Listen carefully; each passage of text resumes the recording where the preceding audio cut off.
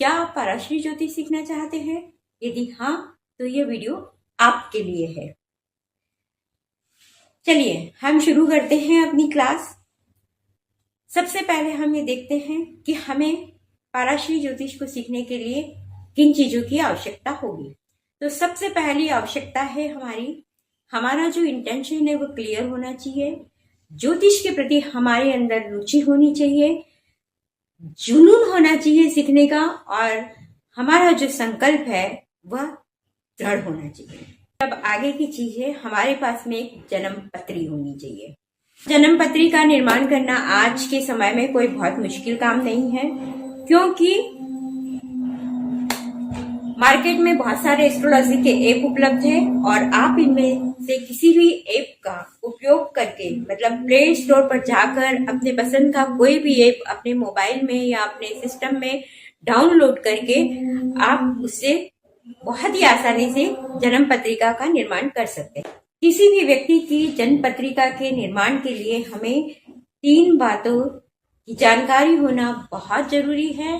पहला है, व्यक्ति जिसकी की जन्म पत्री बनानी है उसका जन्म समय, जन्म दिनांक और जन्म स्थान। जब ये 3 बातें की जानकारी हमारे पास में होगी तो हम किसी भी ऐप के माध्यम से किसी भी व्यक्ति की जन्म पत्री का निर्माण कर सकते हैं। अब जन्म पत्री तो बन गई, अब हमें इसे देखना कैसे है, तो इसके लिए हमें जो है कुछ बातों की जानकारी होना भी बहुत जरूरी है। इसमें सबसे पहली जो जानकारी हमें होनी चाहिए वो होनी चाहिए हमें राशियों की। 12 हमारी राशियां होती हैं। पहली राशि मेष, दूसरी राशि वृषभ, तीसरी राशि मिथुन, चौथी राशि कर्क, 5वीं राशि सिंह, 6ठी राशि कन्या, 7वीं राशि तुला, 8वीं राशि वृश्चिक, 9वीं राशि धनु, 10वीं राशि मकर, 11वीं राशि कुंभ और 12वीं राशि मीन। ये हो गई हमारी 12 राशि।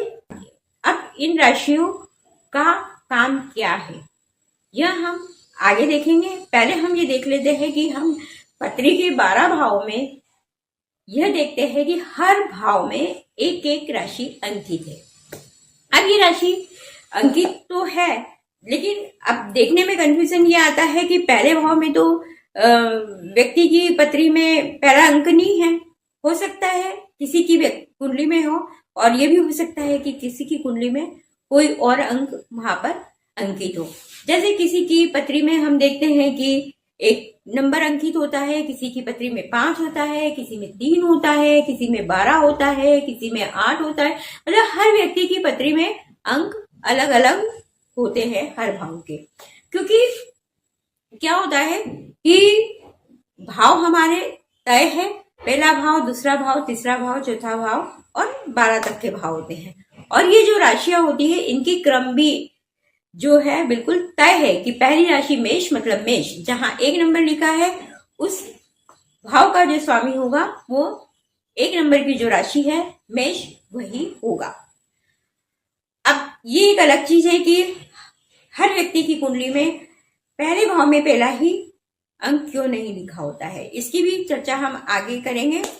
अब ये तो तय हो गया, ये समझ में आ गया कि ये जो भाव के अंदर अंक लिखे हुए हैं, ये अंक की जो राशि है वही राशि जिस भाव में ये अंक लिखे हैं उस भाव की स्वामी होगी।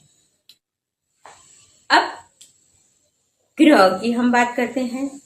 9 ग्रह होते हैं, सब जानते हैं। 9 ग्रह में सूर्य और चंद्रमा, ये 2 ग्रह बहुत मुख्य होते हैं, जिन्हें की राजा, मतलब सूर्य को राजा कहा जाता है, चंद्रमा को रानी कहा जाता है।